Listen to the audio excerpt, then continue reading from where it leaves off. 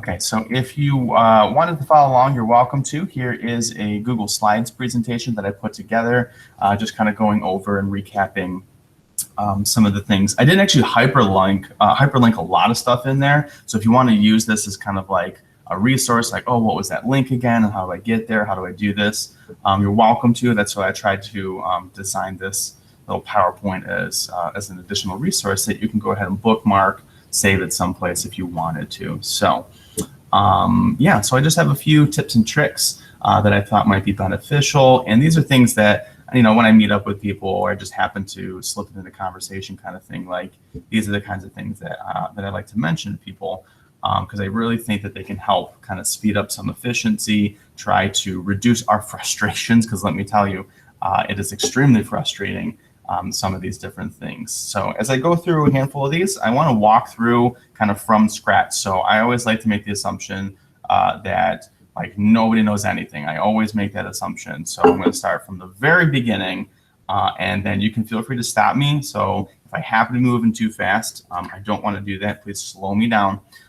So give me a pause. I have the chat on one screen, and I got my little presentation over on the right-hand side. So I can kind of watch both. I'll do my best to watch the chat as we go through. So yeah, so you feel free to drop things into the chat, and I'll showcase a few things. So first up, here is kind of the overview, and each one of these, the blue and underline, these are all hyperlinks. So you can click those to head to the various links that I have then all set up for each of the different things. So I took a look at the survey that was sent out and tried to rank them from the most wanted materials versus the this would be nice materials. And so this is the order that I came up with. Is number 1 was Chromebook remote access, which I've actually only recently learned about, but I'm really excited to share this with people. Very nice, very helpful and convenient. If it's one of those situations where you're like, just let me do it, I'll help out. That's where this could come into play. Working PDFs. This was a challenge, I'm not going to lie. I have been struggling with trying to find something that is usable for a few years now, and I found something that actually works right in Schoology. Super helpful. I tried it out this morning just to be sure. Fingers crossed that should do the work. I'm going to talk with Andrew to make sure that everything is working with my suggestion I have for that. Google Voice, this is a pretty cool tool that if you ever wanted to make personal phone calls, you can actually use your cell phone, but it can use a different number, so you're not actually giving out your personal number. So you can make phone calls literally anywhere for free, which is pretty nice using this whole Google Voice Google Voice app. Embedding items on Schoology. This is a neat little thing to try and I always like to say reduce clicks. So trying not to send students to 3 or 4 different places. Using this whole embed thing, you can just send them to one spot and have all your activities kind of in a row. GoGuardian, this is a pretty cool tool. I like to run this kind of side by side as I'm running my virtual classes to help, again, speed things up or monitor student things to make sure that nobody's going to things I don't want them to, or easily push them out to websites I do want them to go to. EdPuzzle, this is pretty cool. The district actually just bought this, the paid version. So now we have an unlimited. So that cap of 10 is now gone. So we do have this. And what's pretty neat is that you don't have to just create videos from scratch. You can use other people's things. So we'll showcase EdPuzzle here in a little bit. Screencastify, I use this probably several times a week. This is pretty cool if you want to make video tutorials for your students, for colleagues, for yourself, or whomever else.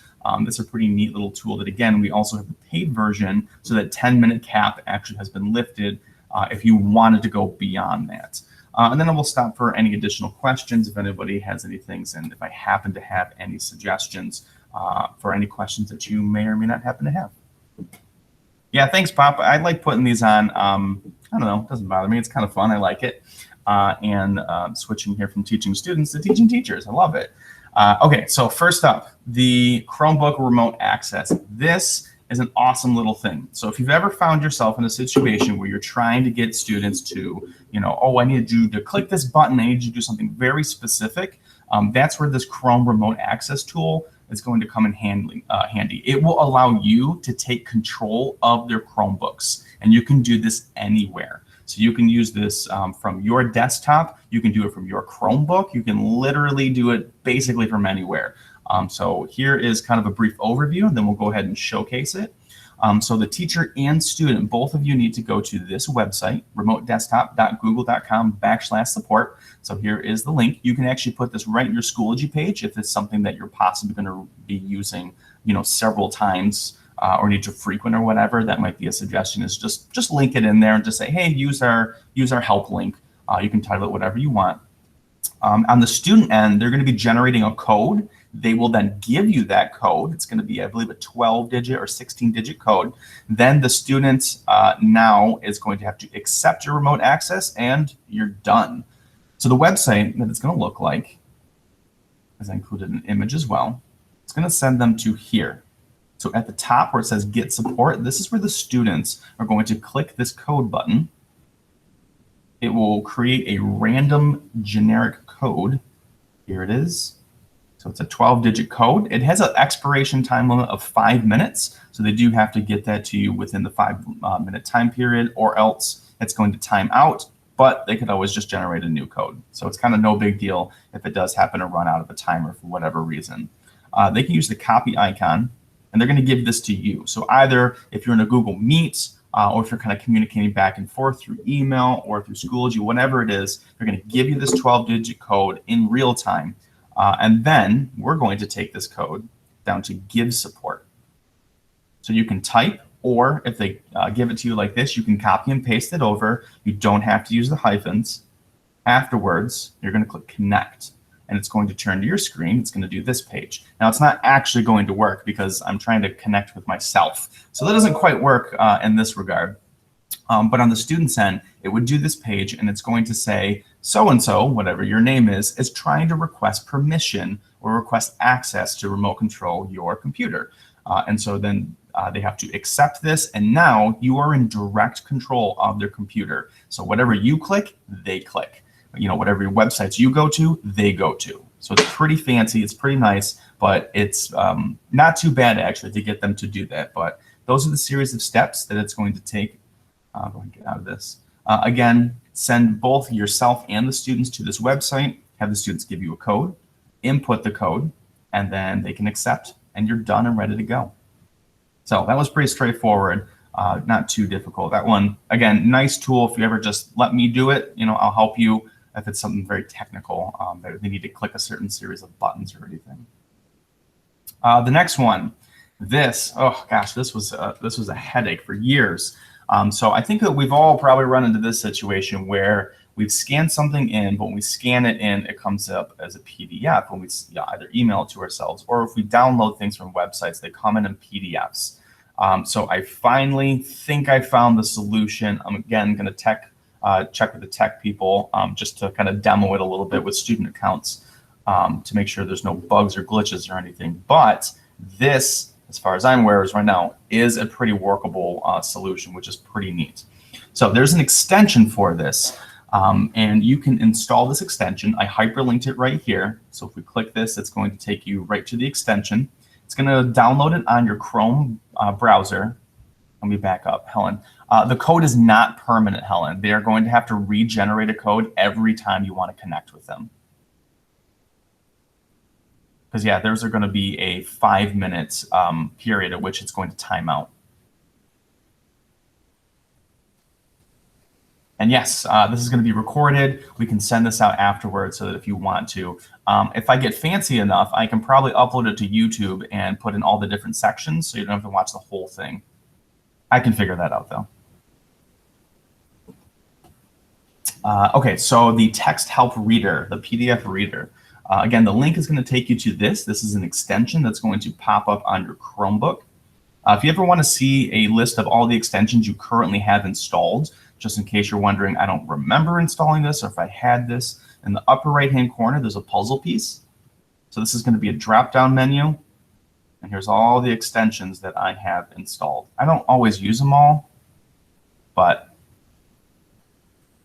yeah, they're definitely there. And we can see here's the text help PDF reader, and there it is. And we don't need to pin this one because it's going to automatically work. So it's not a button you need to push or anything. So once we have this installed, then on our end, on the staff side, we can go to Schoology, and we're going to add in an assignment. Then we can use the Text Help PDF Reader. I'm going to showcase this in just a moment. From the student's end, they also need to install this extension, and that's when I'm going to work with the tech team to see if we can push this out, just so students already have this, so we don't have to worry about them installing it on their end, that we can install it for them. But they have to have this Text Help PDF Reader installed as well, and we can do the following things with this. Again, I'll showcase this in just a moment. They can annotate documents, and so they can do a text-to-speech, so they can have documents read to them on any PDF. You can highlight it, push play, and it'll read it back to you. You can also highlight, type, write, or use voice to text for any of those different things if you would like to write on the document. Additionally, on the teacher end, we can add comments, kind of like if you've ever done it in a Google Doc or a Google Slides or anything, that you can add comments for student feedback, and you can, again, use all the different things that you can highlight, type, write, and voice to text for each of your comments that you would want to give back to your students. So let's go ahead and show this now. Yes, Renee, that's the best part. So here is what it is. So this is my class. I'm going to create a new assignment. So add assignment. Then you can go ahead and type it in, give it the name, give it the description, whatever you would want it to be. Then you can see we have this new button that says Text Help PDF Reader. This is our button that we're going to use to assign the students a PDF. So if we click this, it's now going to load in with our Google Drive. So notice these are all my Google Drive folders.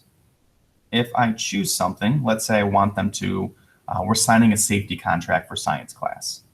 Select it. And now what this does is kind of like Google Drive Assign, if you've ever used that. It's going to create a PDF copy for every student. So when they access it, they already have a copy. So they don't need to download, and now I have my copy, re-upload. They don't need to do any of that. So they'll have immediately a copy of this. Fill out the rest of your things. So I have to mark category and then go ahead and create. So now from the student's perspective, when they go to this assignment, they can over here open with Text Help PDF Reader. But again, they have to have that extension installed. I'll see if we can get it automatically installed for our students. So when they click this, it loads open the extension. And now that document that you just uploaded is now has all of those tools accessible. So if I wanted to, I could highlight and I can have it read to me. Evelyn Scientific Student Safety Contract. Copyright 2004. Okay, I'm going to stop there. But you can highlight anything that you would like to be read for the students here, or you can do the whole thing. There's a lot of little tools in here. I'll just showcase a few of these. So the screen mask one might be kind of helpful. If you ever want students to just focus on a certain area, you can play around with this so that you don't want them to get distracted, or what from your end, you can see exactly what they're hovering their text over. So that might be beneficial to kind of, again, to focus in that view. Again, that's the screen mask option at the top. Here we can also, I'm going to stop this. Here's the typewriter. So this would be, let's say I need to type my name. It's point and click. So I'm going to type in and then do check. And now the text is already in there. Let's say I wanted to add, oh, I remembered my signature from last time. Let's say I wanted to get my signature. I'm actually going to delete this. That was my old one.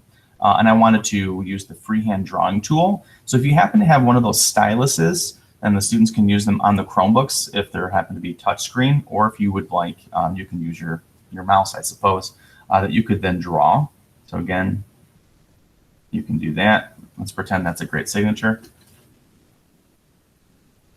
And then deselecting the tool allows you to click and move it if you would like, or delete it in this case. And you can also, last but not least, let's say I want to do the typewriter tool, and I can do, here it is, talk to type. Justin Faught. It doesn't know how to spell my last name. That's okay. And then we're done. And so now you can use speech to text as well if you would like to do this. Over on the side, let's say I see my students have done some things and I want to insert a comment. Here's a comment button, again, just like in Google Docs, Google Slides, or whichever Google products that you can add comments for students' feedback. So we can click this button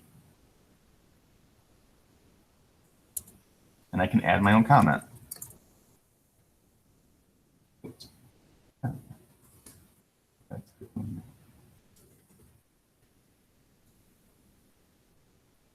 And so now I can add my own comment. Again, you can use talk to text, or if you really wanted to, this is pretty neat. I've been playing around with these tools recently. Is for comments, instead of typing out your comments, you can actually add a voice comment, so voice notes. To do that, click this, the record, the microphone button. Hey everybody, these are going to be my comments that I'm going to be adding to your document. Let me know if you have any questions. Thanks. So we play it back. Hey everybody, these are going to be my comments that I'm going to be adding to your document. So we can do a voice comment. I believe it does cap it at 1 minute, so it's got to be kind of a short comment, but you can add multiple of these if you wanted to. So again, a lot of cool little tools that you can play around with this, but if we're just looking for inserting text, the text typewriter tool would be the best, but you do have a kind of a plethora of different options that you can use. So that was a neat little thing. Definitely a lifesaver. I for sure want to start sharing that with a lot of people because I know there's a handful of people that use those PDF documents, and it's a huge frustration to try and get students as well as ourselves to be able to edit those and to write on them, I should say. The PDFs themselves cannot be edited, so once you have the PDF, you cannot change the text. That is one little caveat here. So when you have the PDF, you can't change the document. So for instance, I couldn't make it say Justin's scientific students contact, like our contract. I couldn't do that. So the PDFs are kind of stuck in that regard. Kaylee, yes, actually. This does work with anything that you could find online as well. So it is convertible. So if you happen to find, let's say you have like, I don't know, math does this a lot, where you might be needing to download like a math worksheet or something that it happens to be downloaded as a PDF. You could also do this process that I showed you right here, that you could put it into your Google Drive. The reason I would suggest using the Google Drive and using this method is that when the students are all done, in the upper right-hand corner, they have a submit button, so they can turn it in. So it's going to prepare, it's going to send, and now on your end, obviously it's myself, it's not going to show, but the students would then have it submitted on their end. So they don't need to download email. They don't need to do any of that. This whole thing could be housed right in Schoology, but you have to have the extension. That's the key. So that was a big one. That was it definitely got me thinking. That was a great suggestion. I'll pause for questions on that because I know there was a lot in that one. And so I can take a drink of my coffee. Justin, how do we get that on our students' computers that are at home? So they should be able to use the same link. So this link that I gave you, you could send this to them. You could copy it and you could email it or hyperlink it or whichever way.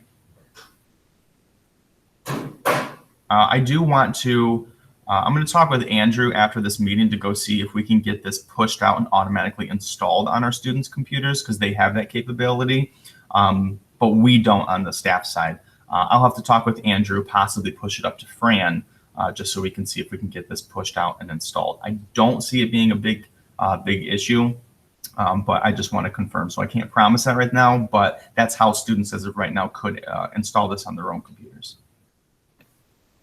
Thanks. That should work, hopefully. Okay, cool. And yeah, I love the text-to-speech. I absolutely love the text-to-speech. I've been starting to do that a little bit more myself. And the voice comments. I love the voice comments. That way they can hear your voice, get a little bit more personal. Unfortunately, the 1 minute cap, that kind of bothers me, but that is kind of nice to add that little personal flavor there. Okay, so next couple things. Google Voice. The big thing I have to say when I was experimenting with how to get logged in and use this is that it is not currently turned on for our shoring accounts. So you're going to have a personal Gmail account. So that's what I'm going to showcase here. I actually created a fake account just so I can show you from the beginning as to how things go. But that's the big one, is that if you're logged in under your Shorian Gmail account, you will not have access to using Google Voice. I was not able to find that. I think it's been turned off for us. So use a personal, and then we'll go through the setup process. The website is voice.google.com. Again, I've got it hyperlinked for you right here. We're going to, after logging in with your personal account, we're going to set up our phone via different area codes.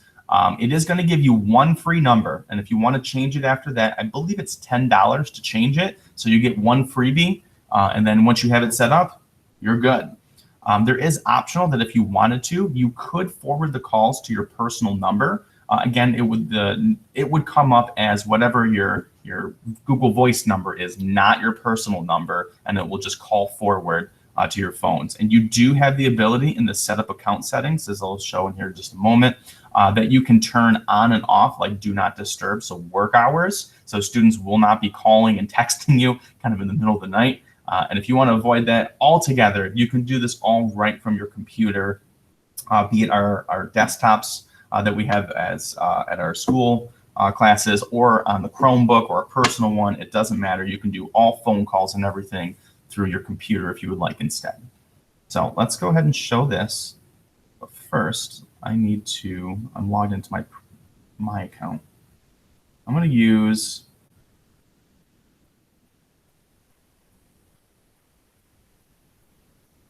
here we go. Okay. So what I did, I'm going to get rid of this, is I just created just a fake account, just a new one. So this would be what it would look like if you were to first sign up on your end, if you've never used Google Voice, to go through the whole setup process. So you can go ahead and search. So if we wanted to make it St. Clair Shores, it's going to give us, oh, no numbers available for St. Clair Shores.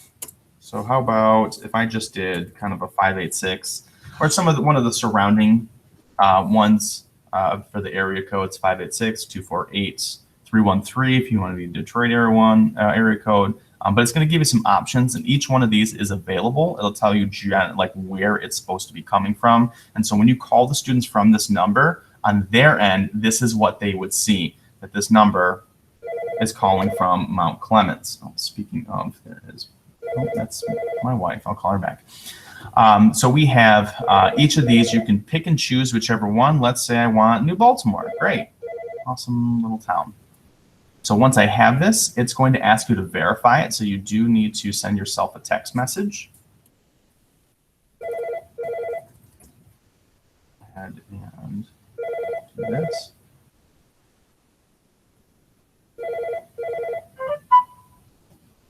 So it's going to send me a text message. Just got it. I'm going to input the code. Once I get it.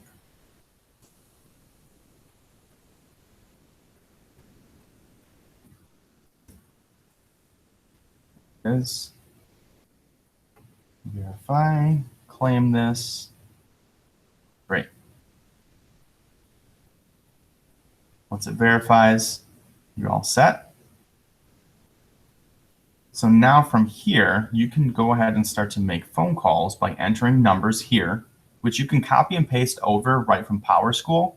So if you want to call a student, you already have their number available, you can copy and paste it over. Or you can dial in numbers here. And as I mentioned, you could forward calls if you wanted to. So if you just call it right here, it's going to go through your microphone. And obviously, it's not going to have video chat, but it will have audio chat. Oh, well, that's why. I couldn't find one in St. Clair. So in our settings, these are going to be all of the different things. So this is going to show your Google Voice number. You can copy this over. And as I mentioned, if you wanted to change this, I believe it's going to be a $10 fee for each change. So they're going to give you one freebie. And down here, if you would like to forward calls, you can toggle this, whether you want it to be on and off, so they can send messages to you. They can do text. They can do phone calls. So you can kind of work with this a little bit, however you would like. And so there's a lot of different settings that are in here. So if you wanted to, here's the call forwarding. I do not want call forwarding. Do not send things to my phone. They have to specifically come to my web phone, if you will. Yes. So that number is always going to remain the same. And yep, that number is yours. So nobody else can claim it. It's going to be taken off the list. So I just took somebody's number from New Baltimore.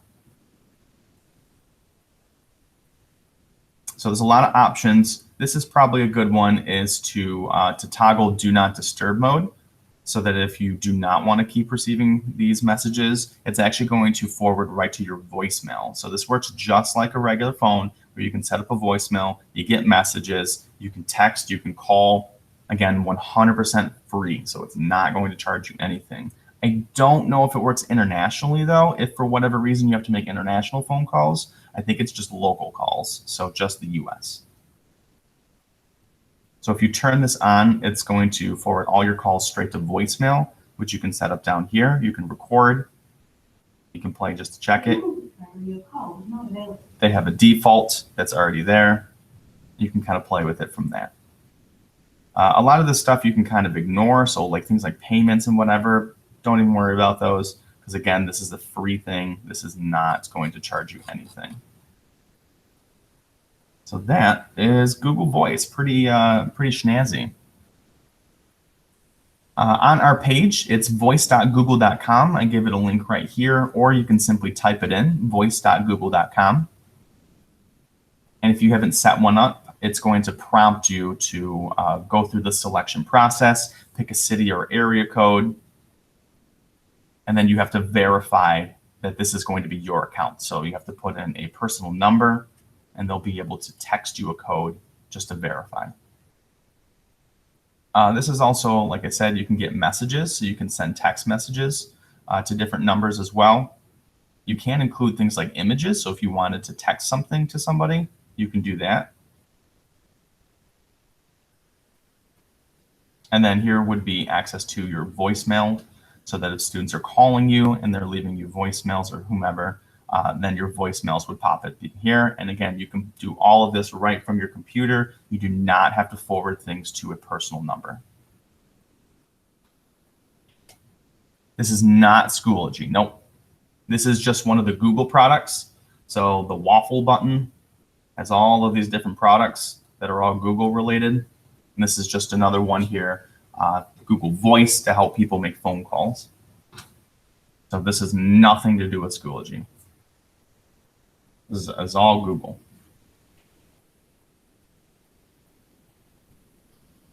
All right, any other questions on Google Voice? Pause for questions.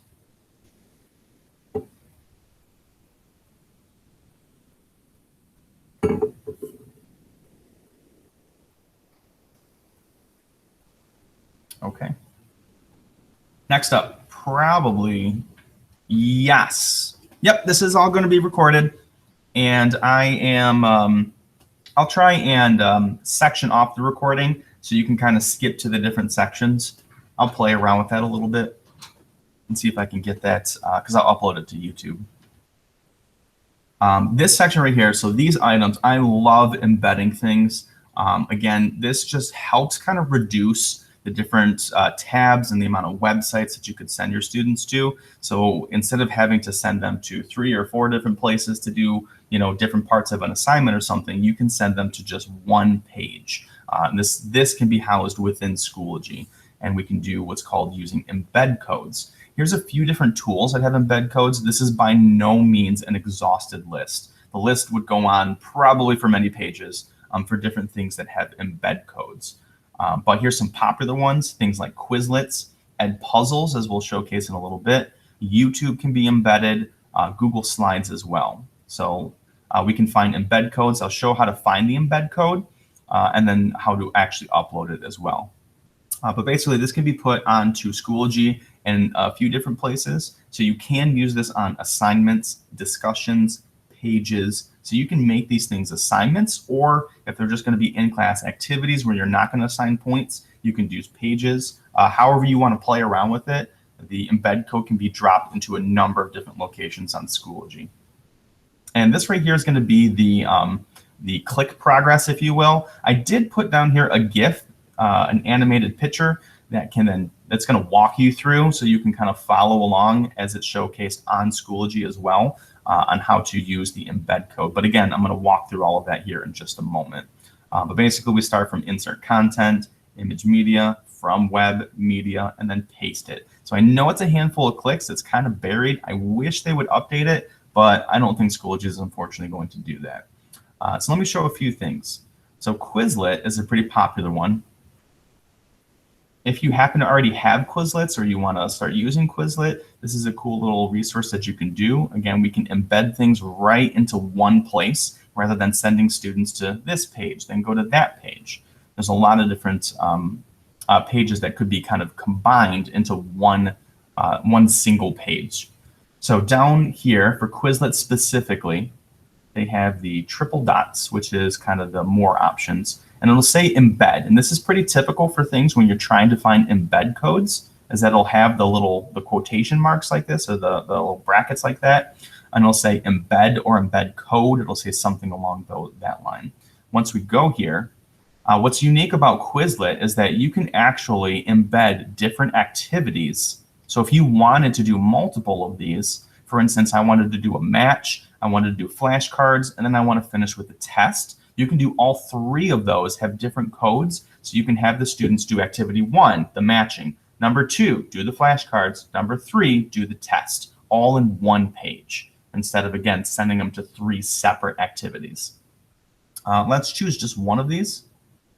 Then this is going to be the code down here, but we don't need to worry about what that code is. We can just copy it, is all we have to do. On our Schoology page, I'll come back. Pick on my AP Bio students. Hopefully they don't freak out. I'm going to delete this from earlier. I'm going to go to page. But let's say I just want to do a series of activities.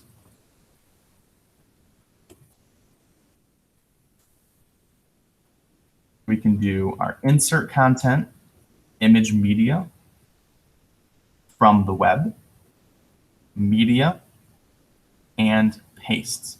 So that is that series of clicks that, again, I included an animated picture, and then I also did the series of steps, the first 1, 2, 3, 4, the steps there for you as well. Once we're done, insert media.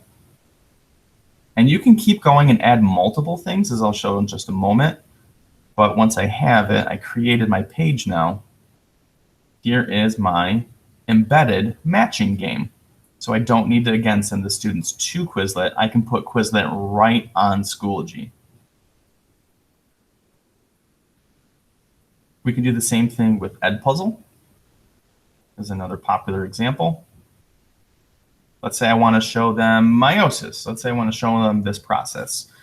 So as I'll talk about in a moment, EdPuzzle will set all this up. I'm ready to then give it to the students. I can use the assign button. This is, again, specific to EdPuzzle. Public link. There's the embed code again. I'm going to copy it.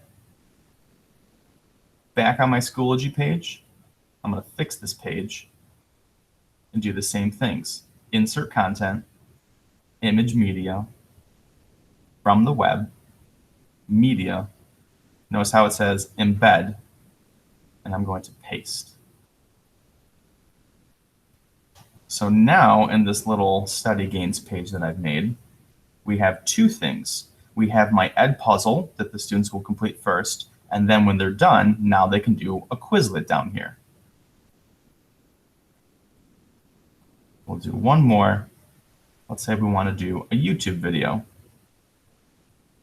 Hey, Shorty. So here's a video. This is, again, going to be specific to YouTube. Share. Embed. So again, notice how it's going to give us these different embed codes. Copy the code.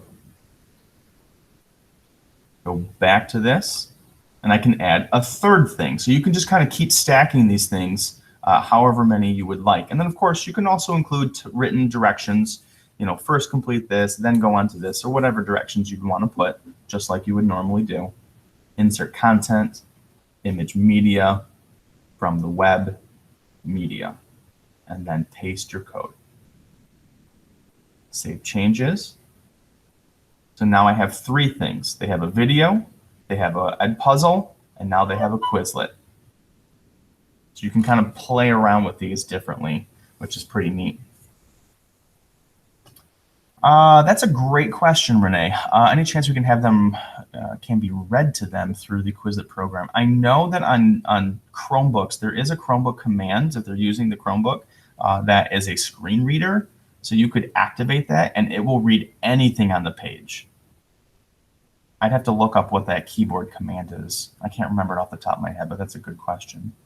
And Kevin, it's not something that's downloaded on your computer. It's through your browser. So you have to go to the website. Yeah, if you wanted to use it on your phone too, there's an app for that. There's always an app for that.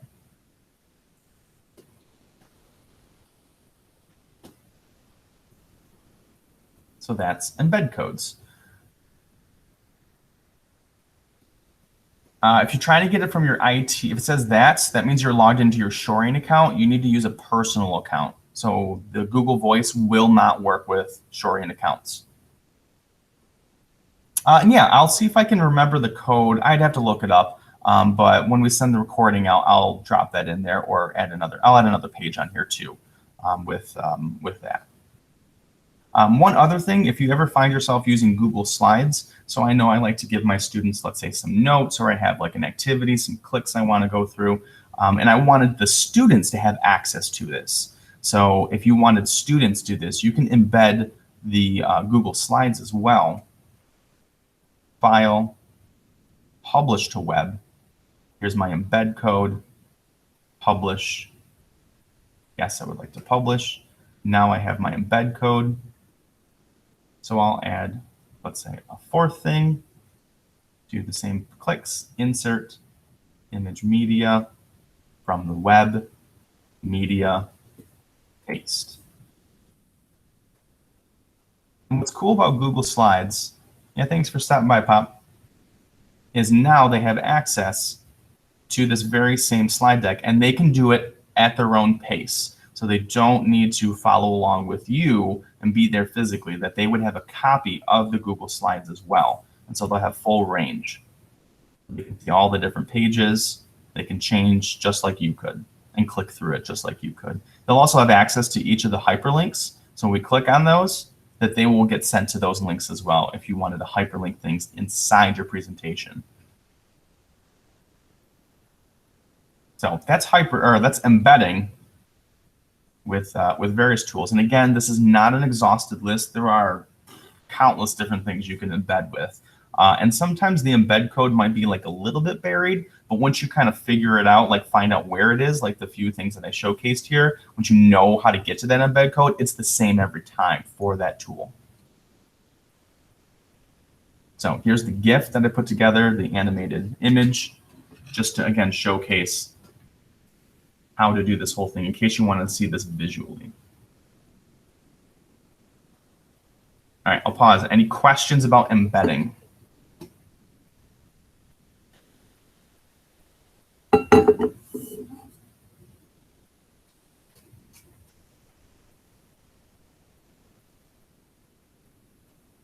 Alrighty, moving on to GoGuardian. So GoGuardian, pretty phenomenal tool. I like to use this when I'm running my virtual classes so I can see what's going on with my students.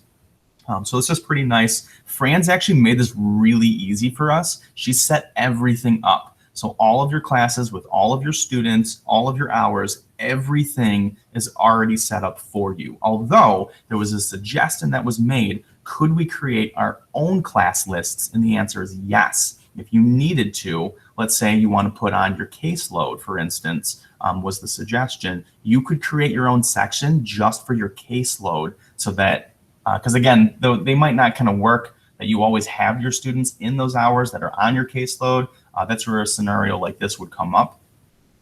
So we can do that. Once we get logged in, if you haven't already done so, you can accept all of your pending classes and they'll get dropped into now they're active. To do them, here's the sequence of clicks that you could do. Select the hour that you want to start, the duration, so how long you want it to go for, and then go ahead and start your section. There is an optional setting that you could set this up so that you don't ever have to manually start this. It'll automatically start at that time, so you can set up a schedule. A few different things as to why you would want to use GoGuardian. You can open and close tabs. You can lock students' devices so they can't do anything. You can also view timelines, so you can see all of their history, where they've been from the start of the session.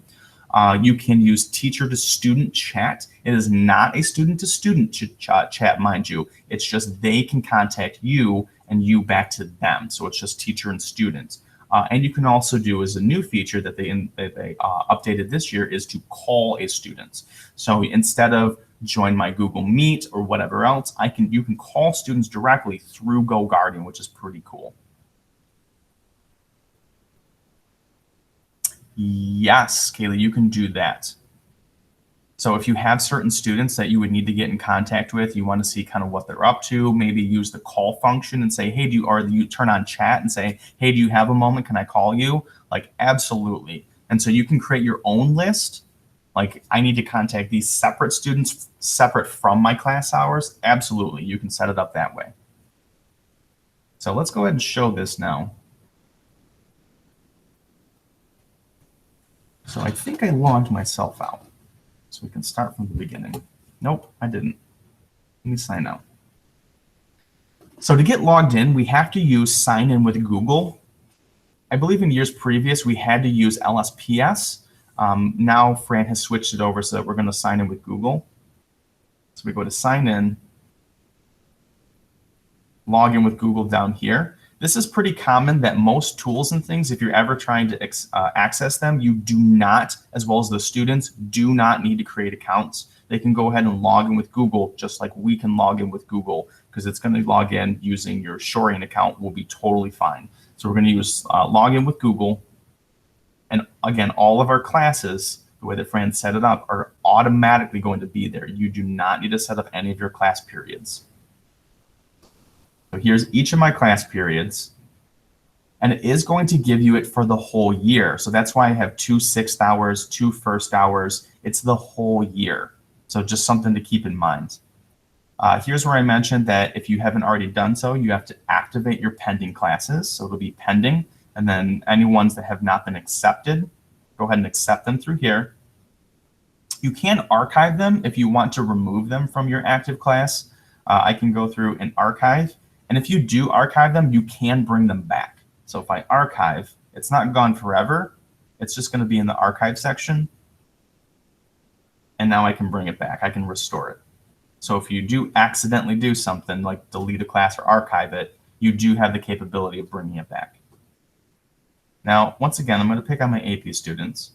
And I've run this session a few different times. So it does log the history, which is pretty neat. So if you ever want to go back to a day, let's say October 13th, I can see all my students that are in class at that time, and I can see what they were doing. I can scroll through, this is that timeline, and I can see Tyree here, he was on this, and I can see all the different links or the different tabs that he has open at the same time. So it looks like he was working on SAT.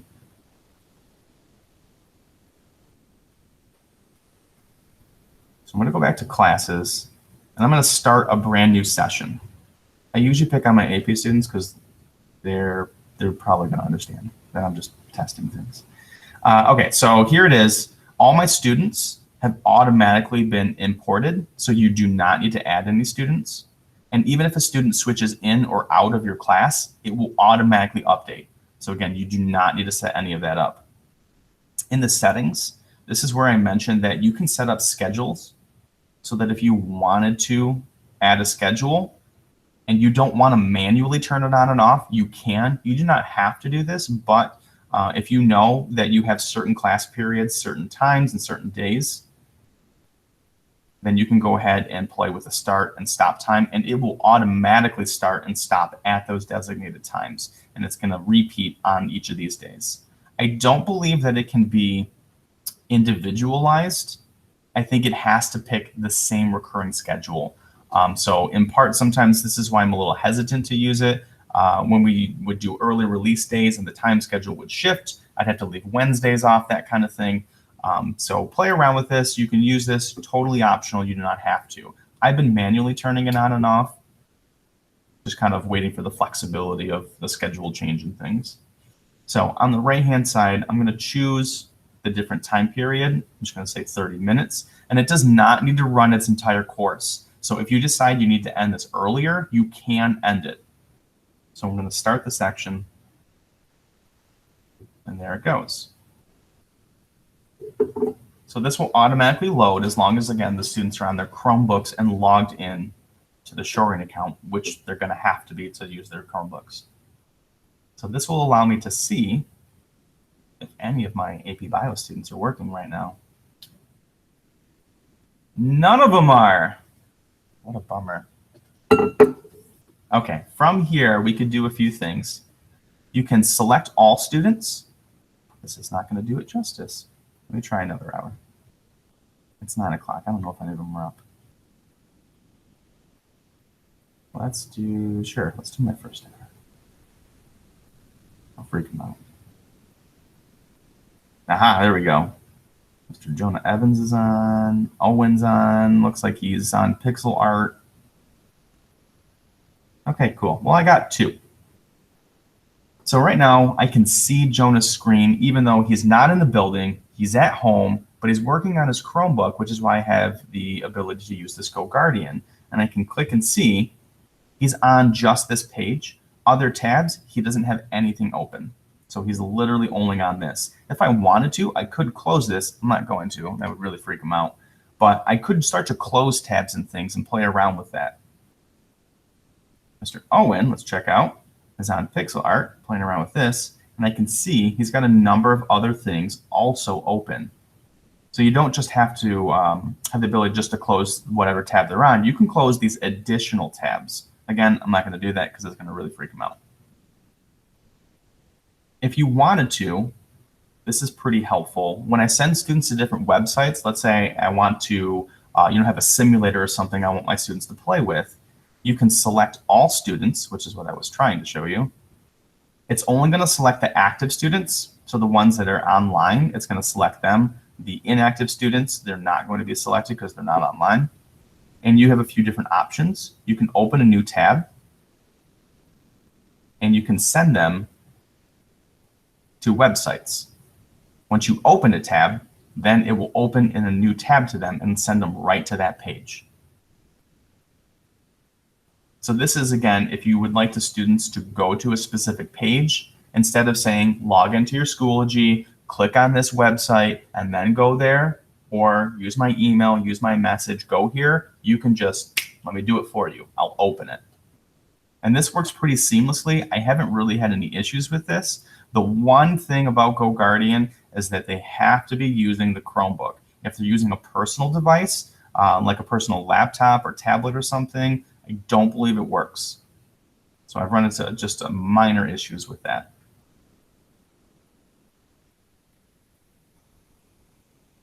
You can also, here's the chat function.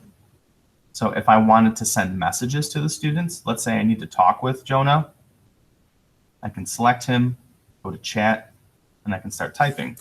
Good morning, Jonah. And you can send messages. And they would be able to send a message back. So on their end, I think you can see it over here. In the bottom left-hand corner, we can see there's that green bubble. That's the chat icon. And they can now see that on their end, now that it popped up. You can also send a phone call to a student. So again, this is for voice. You could also turn on video if you would like. So if I'm going to go, oh, I think it actually did. I hope it didn't. No, I don't think it did. Okay, good. I was actually going to call him for a moment. But you could do, here's the call student icon. You can do voice. You can do video if you want. or you can actually do a presentation. I've only used these first two. These first two basically are all I ever need it for, so that if you need to actually chat with the student pretty quickly, kind of on the side. When you are all done, you can use end session. So again, it does not have to run the entire course. So it doesn't need to run the full 30 minutes. And now when you go back to your classroom and I click on it, that session we just did is right there, and it'll tell you all the information that we saw.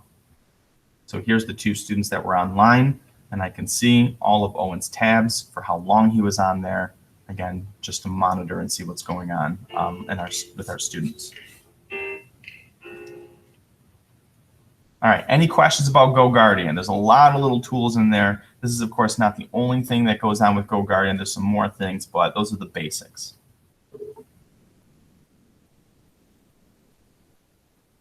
Oh, to set up, here's one more thing. You can add a class, title it, let's say caseload, for instance, might be more applicable to this crew. Subject. I don't think you're going to have one in here. Let's say other. Description, don't need. I'm going to color it green because I like green. Let's use full green. Add a class. Great. Now I'm ready to start importing my students. So you can use the, you can give the students a link. I don't recommend this. Mostly it requires activity on their end. We can automatically import our students from our end. So we can use individual emails. And this is going to be the students' Shorian emails. So if you know your students, get their names, first name, last name, at shorian.org, and you can drop them in here.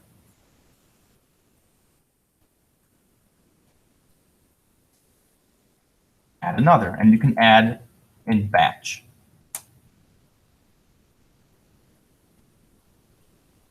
The accounts are already set up for us. Actually, one moment. Kaylee, you don't have any classes, do you? Yeah, I don't have any classes. I just have a caseload. So that's why I'm not sure if I'm able to set mine up by myself. Yeah. Carly Sloan, were you able to get that going? I know you had contacted or wrote a ticket about it. Did they get back to you? Not yet, but I can double check right now. Not as of last night. Hey guys, this is Lori. I think I can handle this for you guys. So give me a day or two and let me work on this. Okay, perfect. Thank you, Lori. You're welcome. Yeah, thanks for dropping that in there, because that was a point that we were trying to work out, that you're going to need like a section or something for it to be automatically created. I think that that's why if you only have a caseload but you don't have classes, then you will not have a login. So you can't log in with Google, for instance. But yeah, that's a great point. Thanks for pausing on that for a moment. And thank you, Lori, for taking care of that. Well, hopefully, fingers crossed.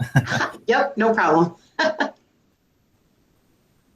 Okay, so again, we can create, if you wanted to make like an extra section, like your own, for instance, caseload or small group that you occasionally need to meet with, that you can do that. You can do that on your own as long as you have that login and you get going on that.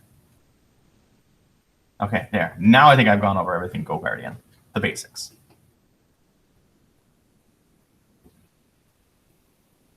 Any other questions?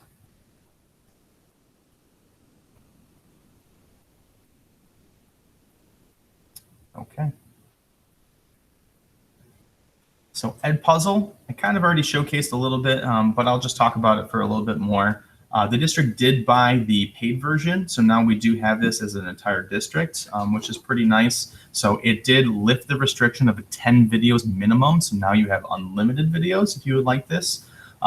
We go to the website EdPuzzle. This is another one of those ones that you will sign in with Google, use your Shorian account, because again, that's what's going to give you access.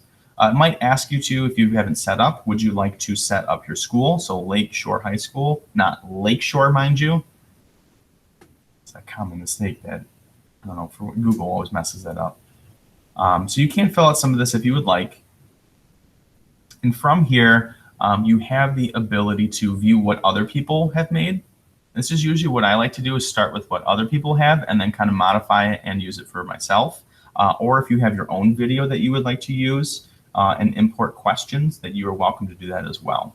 So a few things about this, totally optional. You can add a class. So if this is what you wanted to do to track student progress, to see how they were doing on the questions you were assigning in EdPuzzle, then you would want to do this function here. But at the end of each of the EdPuzzles, the students should be able to see what their score was if it's auto-graded. But if you have like short answers and things, then that might not be, if you don't have an actual class, that you wouldn't be able to see what the students wrote back, unless you had them write it down and submit their answers, I suppose. But there's a few things that have some functionality with EdPuzzle. So we can search created content that's already out there. We can prompt questions within the video, so it'll pause. You can ask your question. It could be multiple choice, fill in the blank, short answer, however you want to do it. You can input images and things. That's pretty neat. And bonus is that you can embed this right into Schoology, so that again, you don't have to send the student to the EdPuzzle site, but you can put it right into Schoology with that embed code. So down here on the left-hand side, this is where they have a lot of the created content.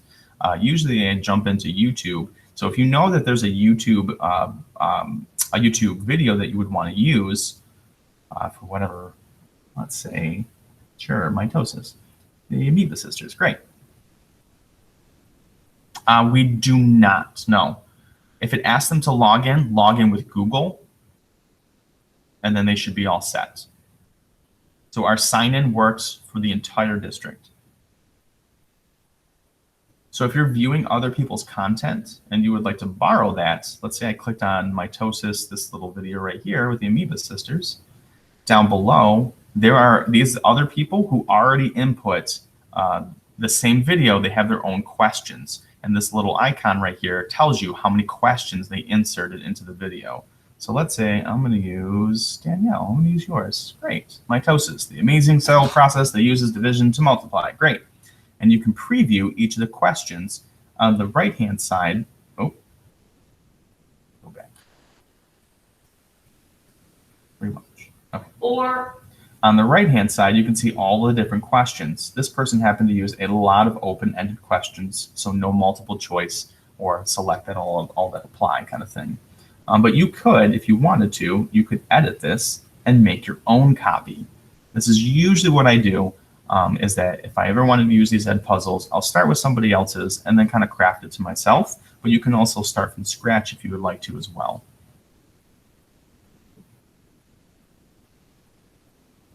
Oh, good point there, Mary. Oops, go back. And we will finish when you're all said and done. So you can edit these, again, to make them appropriate.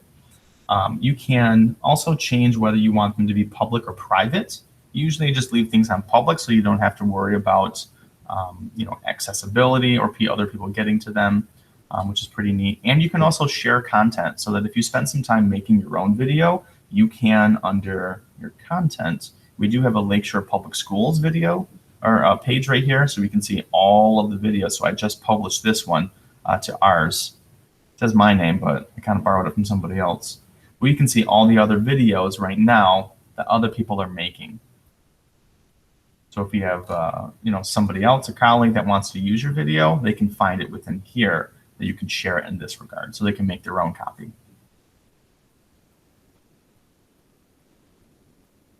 So that's EdPuzzle. Pretty neat.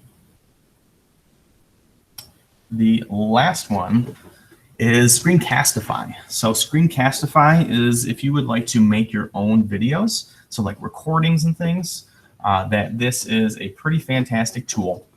You do have to make sure that the extension is installed, which we might already have. If you're signed in with your Shorian, you should automatically have it.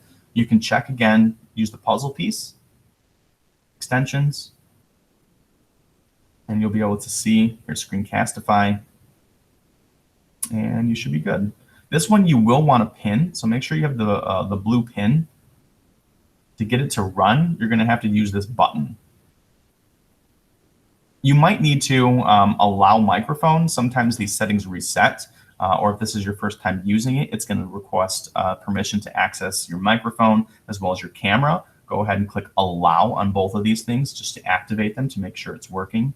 And within this, when you're making your recording, you can record a single tab, a whole screen. You can then save the videos and upload them to YouTube, or they automatically save to your Google Drive, so you can just share them from there. So you get a lot of flexibility with this. Most of the time I upload them to YouTube, kind of make my own channel, and I can kind of play with them from there is usually what I like to do. But if it's just a quick, 2-minute video, 1-minute video, then you can just share it right in the Google Drive. So let's showcase this. To get it to start, we can click this button. It's going to give us a menu. And again, once I've done all my allows for videos as well as microphones, these are the different options: your browser, your desktop. And if you just want a video of just yourself, so turn your front-facing camera on, then you can do that as well. You can see here's my microphone, just so I can check the volume level to see how things are going, or I can mute myself, and you can adjust the, this is the sensitivity, so I don't want that to peak. Otherwise it's going to be super loud. But let's say I usually do tab. You can turn on your embedded webcam, which means you can be in there. It's kind of like a picture-in-picture down on the side, so that your picture could be in there as well as whatever it is that you're wanting to record. So you can do that. Most of the time I don't use this. It's kind of recommended you don't unless there's a specific reason for it. A lot of the reading suggests that it's more of a distraction, but if you're trying to build interpersonal relationships, you're doing something that's more personal, then you might want to turn that on. But for the most part, whenever I'm giving presentations and things, I turn it off just so it's not a distraction. From here, we're going to click record. It's going to give you a countdown, and now it's going to go ahead and start recording. There are a few different tools that you could turn on. I turn mine off. Most of the time I don't use them. But after you're all said and done, you've done your recording and things, you can pause, or rather stop the video when you are all said and done, and you can watch your recording back. Tools that you could turn on. I turn mine off. And there it is. In the upper right-hand corner, you have share or copy shareable link. So again, this automatically saves to your Google Drive. But if you wanted to, you could publish to YouTube, and there's that embed code again that you could snag that embed code, and you can go drop it into Schoology.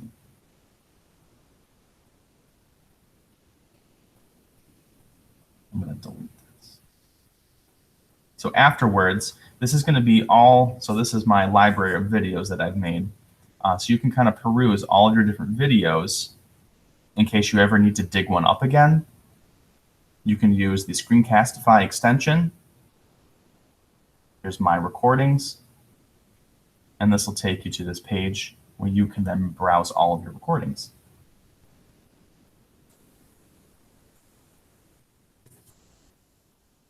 So that's Screencastify. I did actually make a tutorial video right here of me walking through kind of from start to finish on how to download it, how to run it, and a little bit more in depth. So if you want to, there's a video tutorial, and if you ever need a refresher course, that's available right there as well. Okay, so there's a lot. I threw a lot at you. My biggest piece of advice with a lot of these tech things is please do not feel like you have to do everything at once. In fact, please don't do everything at once. Pick a few things, just pick a few things that you would want to put to your top of your list and say, I'm going to use these, 3 things I would limit to max and say, I want to use these pretty frequently. So if that's Quizlets and I want to run GoGuardian and I'm going to, do one more thing, right? Or I'm going to embed stuff, then that's fine. So try not to overwhelm yourself. Once you get a little more comfortable with that, feel free to kind of spread things out. And if you need any other assistance, you can always reach out to me. I'd love to. I actually have a technology tutorial playlist that I've been putting together and sending out. Those are just a couple emails I send out to all the staff. I try to keep them short. You'll notice they're under 5 minutes a piece, but there's a handful of these that I have in there as well. And I'm always looking for new ideas to upload videos, just like quick little tutorials, how to set things up, how to run them, what are some tips and tricks, those sorts of things. So if you have any suggestions or anything you'd like to see, you can always let me know. I put these together fairly quickly, so it's not a big deal. But Thank you all for showing up. I hope this is helpful. I hope it didn't overwhelm you too much. Like I said, just try a few things. If there's one or two things you found that would be beneficial, absolutely, feel free to use. This is all recorded. We'll send this out, and I'll try to play with the video, the recording, so you can kind of fast forward to different sections so you're not stuck watching the whole video.